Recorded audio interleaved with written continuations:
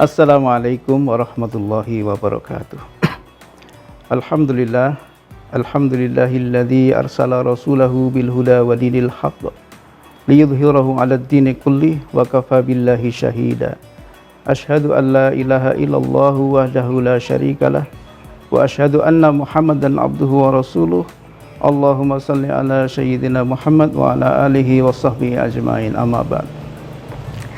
Pemirsa Sorot Media Gunung Kidul yang dirahmati Allah, alhamdulillah, puji syukur senantiasa kita panjatkan kehadirat Allah Subhanahu wa taala, yang mana pada kesempatan sore hari ini menjelang berbuka puasa kita masih diberikan kesehatan, kelapangan rizki, kekuatan untuk menjalankan ibadah siam Ramadan 1443 Hijriah dalam kondisi sehat walafiat.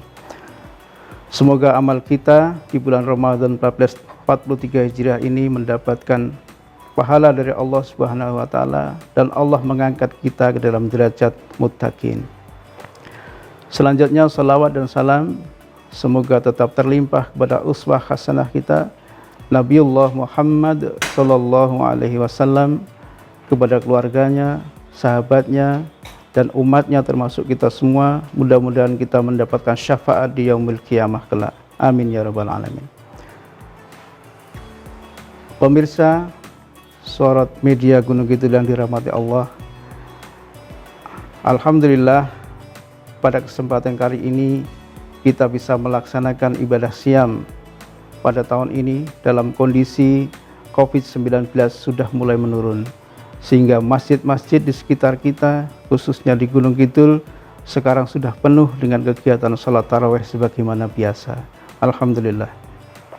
Selanjutnya izinkan pada sore hari ini saya ingin menyampaikan sebuah hadis Rasulullah Sallallahu Alaihi Wasallam yang diriwayatkan oleh hadis riwayat Muslim. Innallaha la yanzuru ila suwarikum wa amalikum wa amwalikum walakin yanzuru ala qulubikum wa amalikum. Ini sebuah hadis yang menjadikan kita bersemangat untuk menjalankan ibadah, khususnya kita sebagai seorang beriman, di mana Allah menyamakan seluruh manusia dikecualikan oleh ketakwaannya, sebagaimana difirmankan oleh Allah dalam surah Al-Hujurat ayat 13, Inna akramakum indallahi atqakum. Dari hadis tersebut yang berarti Innallaha la yanzuru ila suwarikum, sesungguhnya Allah tidak melihat kepada bentuk fisik dan rupa kalian, wa amwalikum, dan harta kalian, walakin yanzuru ila qulubikum, akan tetapi Allah melihat kepada hati kalian, wa amalikum, dan amal-amal kalian. Hadis riwayat Muslim. Jadi jelas di sini Allah tidak melihat bentuk rupa kita. Kita menjadi orang miskin, menjadi orang yang buruk rupa, menjadi orang biasa, tidak menjadi halangan kita untuk kita beribadah kepada Allah. Karena yang dilihat oleh Allah adalah walakin yanzuru ila qulubikum. Allah melihat kepada hati kita dan juga amal-amal kita. Dalam sebuah kisah, ada tiga kisah menarik yang dialami oleh sahabat. Yang pertama adalah Julaibib. Julaibib adalah seorang sahabat dari kalangan Ansar, yang beliau adalah termasuk golongan orang yang tidak punya rumah alias miskin, buruk rupa, tidak jelas keturunannya atau nasabnya. Pada suatu ketika Julaibib ini tidur di masjid karena dia termasuk golongan Ahlus Sufah. Maka Rasulullah menghampiri Julaibib, wahai Julaibib, apakah engkau tidak ingin menikah? Maka jawab Julaibib, ya Rasulullah, siapakah yang berkenan menerima lamaranku? Seorang Julaibib yang tidak mempunyai apa-apa ini. Maka keesokan harinya Julaibib ditanya lagi oleh Rasulullah pada hari kedua, wahai Julaibib, apakah engkau tidak mau menikah? Maka jawaban Julaibib sama.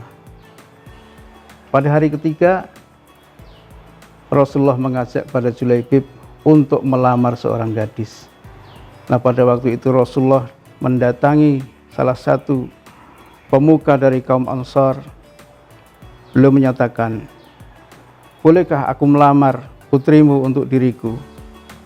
Maka serta-merta orang tua dari perempuan tadi begitu girangnya mendengar bahwa Rasulullah melamar.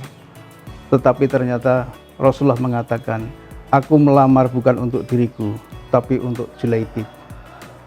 Maka sekitar juga orang tua dari gadis tersebut meminta izin kepada Rasulullah untuk berdiskusi dengan ibunya atau istrinya. Maka pada saat itu istrinya pun menjadi muram karena mendengar siapa yang akan dinikahkan kepada putrinya. Karena semua orang tahu siapa Julaibib, dia adalah orang yang tidak punya kondisi wajahnya tidak sebagaimana sahabat yang lainnya. Maka mendengar hal tersebut, ketika putrinya mendengar bahwa yang melamar adalah Rasulullah, serta-merta putrinya menyambutnya dengan gembira. Wahai ayah bunda, kenapa engkau menolak lamaran seorang manusia mulia? Siapa lagi yang akan kita ikuti selain beliau?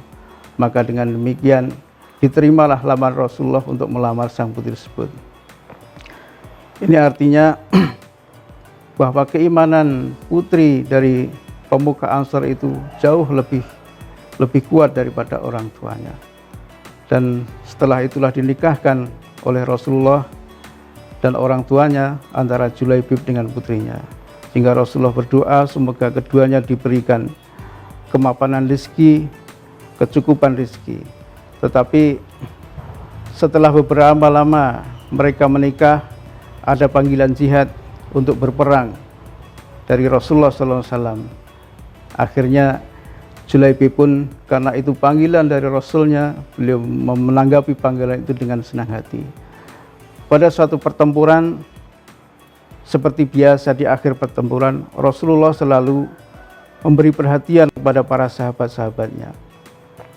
Pada waktu itu Rasulullah menanyakan, wahai sahabatku, adakah kalian kehilangan sahabat-sahabat yang lain? Maka para sahabat melaporkan bahwa si fulan telah meninggal, si fulan telah gugur, si fulan telah syahid.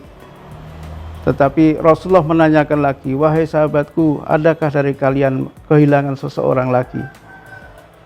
Dari pertanyaan kedua, jawabannya sama, sampai diulang ketiga kali.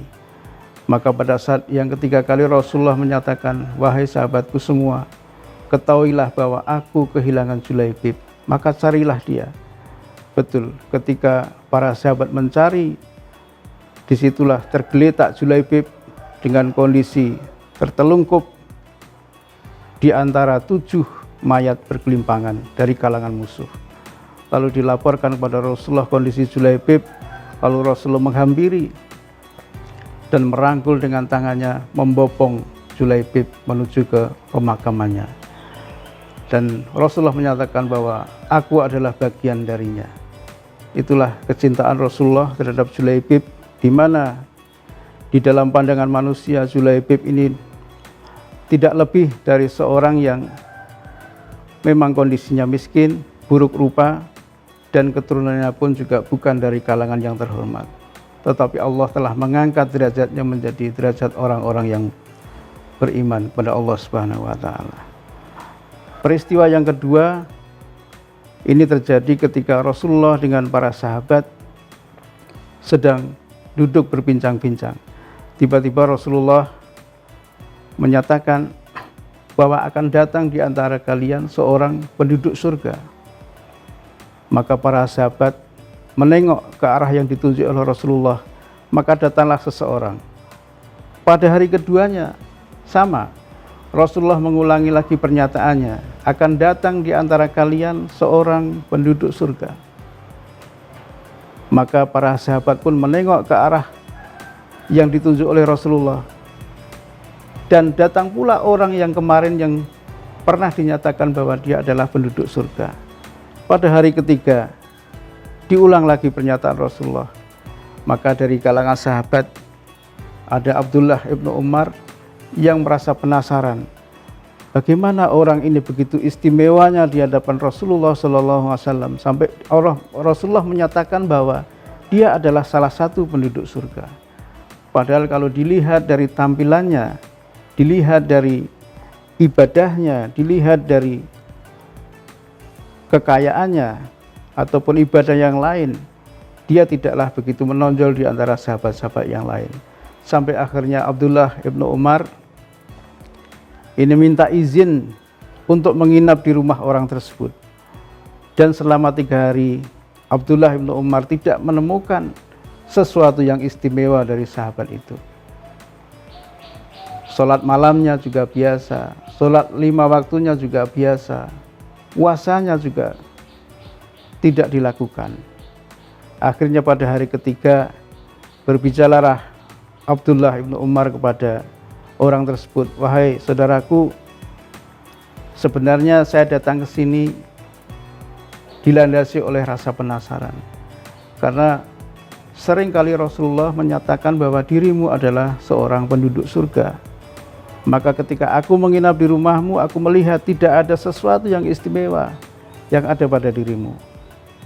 Maka beritahukanlah kepada kami, apa sebenarnya amalan yang istimewa sehingga Rasulullah menyebut engkau adalah penghuni surga. Maka beliau menjawab, wahai saudaraku, kamu tidak melihat kelebihan yang ada pada diriku. Kamu melihat puasaku juga sama dengan sahabat-sahabat yang lain, sholatku juga sama, sholat tahajudku juga sama. Tetapi ada satu hal yang menjadikan diriku mungkin diangkat ataupun dianggap sebagai penduduk surga, yaitu saya tidak pernah memiliki rasa dengki terhadap siapapun, terhadap nikmat apapun yang diberikan Allah kepada saudaraku. Nah, pemirsa yang dirahmati Allah, itulah kunci ya, bahwa keikhlasan, kebersihan hati, inilah yang menjadi ukuran manusia itu baik atau buruk.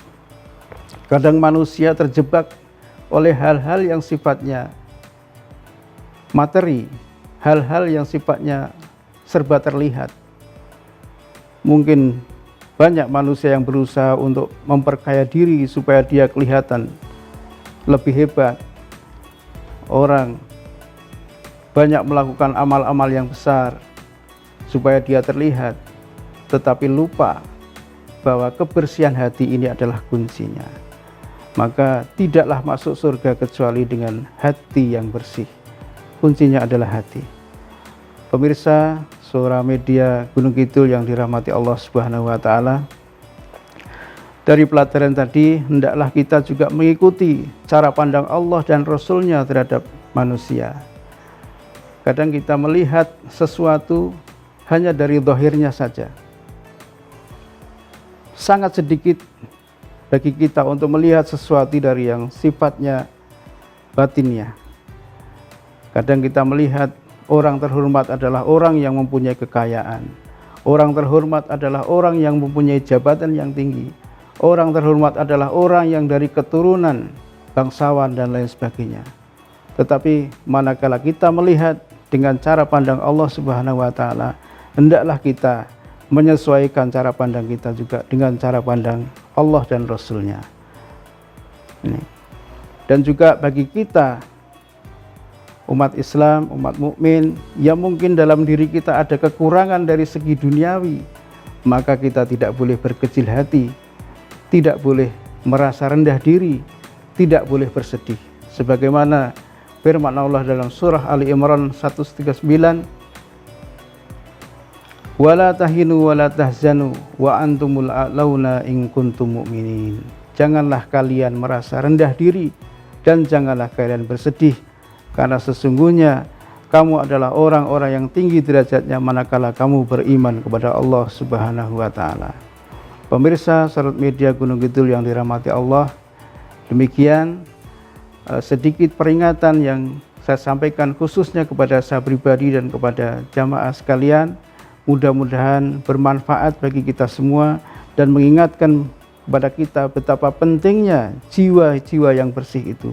Membersihkan diri bukan hanya membersihkan dari sisi dohirnya, tetapi juga membersihkan jiwa-jiwa kita, hati-hati kita dari penyakit-penyakit riya, sombong, sum'ah, ujub, dan lain-lain. Semoga amal ibadah kita di bulan Ramadan 1443 Hijriah ini diterima oleh Allah Subhanahu wa taala dan Allah berkenan mengangkat kita sebagai orang-orang muttaqin. Wabillahi taufiq wal hidayah. Wassalamualaikum warahmatullahi wabarakatuh.